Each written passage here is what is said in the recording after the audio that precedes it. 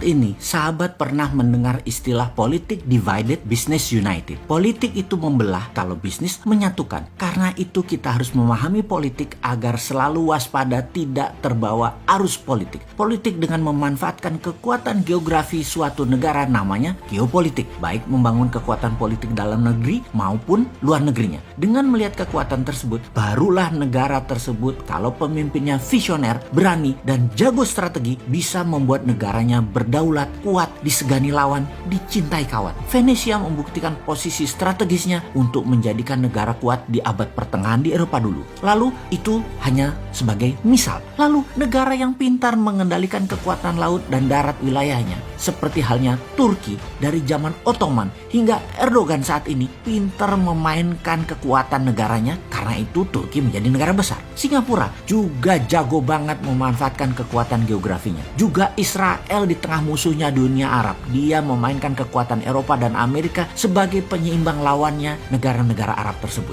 Banyak daerah strategi seperti Panama, Mesir, Taiwan, Hong Kong memainkan cantik wilayahnya. Namun banyak juga yang tidak pandai. Salah satunya adalah negara-negara Arab. Lokasinya strategis, sumber daya alam minyak dan gas strategis. Tetapi negara Arab tidak bisa menjadi negara superpower. Makmur iya, superpower atau negara besar, big country, tidak bisa. Atau dibacanya tidak boleh. Jadi yang membuat tidak boleh adalah negara besar dan negara superpower. Mereka rule the world saat ini. Karena itu dalam kacamata pertahanan negara, negara besar punya nation interest, punya tujuan bernegara terhadap negara lain. Dan kita harusnya membaca dengan teliti, karena nation interest negara lain menjadi nation threat, negara lemah. Menjadi ancaman kedaulatan, negara lemah, nation interest negara besar lainnya. Kita bahas ini sejak lama. Kita kembali lagi agar paham bagaimana cara bernegara agar menjadi negara berdaulat. Agar Indonesia tidak goblok-goblok amat seperti negara-negara yang tidak berdaulat lainnya. Kita ini harusnya lebih besar dari Turki,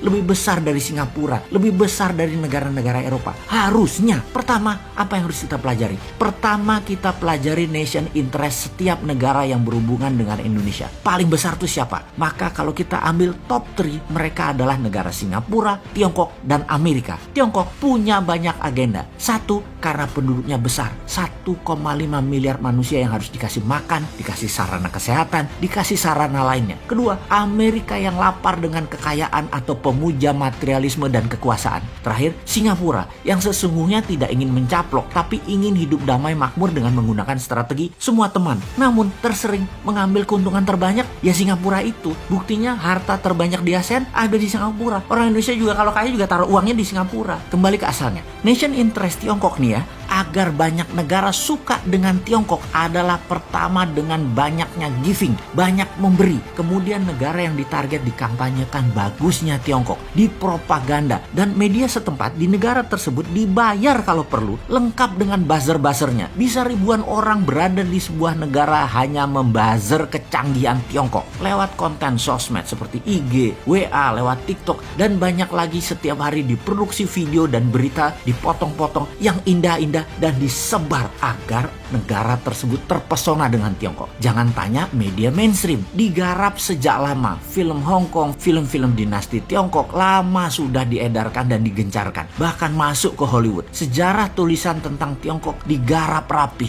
Itulah Kementerian Propaganda yang pegang dari Tiongkok. Semua informasi tersebut diorkestra dengan baik. Setelah media, apalagi yang digarap? Yang digarap adalah kebijakan-kebijakan bernegara, parlemen, dan partai-partai negara yang akan ditarget. Digarap setidaknya individunya. Orang mereka dalam tanda petik payroll, digaji, diopeni, diurusi, dimakmurkan dalam bahasa sederhananya. Namun bagi mereka yang tidak paham idealisme bernegara, semua itu seperti business as usual, kayak lagi bisnis biasa aja. Padahal mereka ini diarahkan untuk memuja Tiongkok, tetapi di kepala mereka ini bisnis kok gitu ya.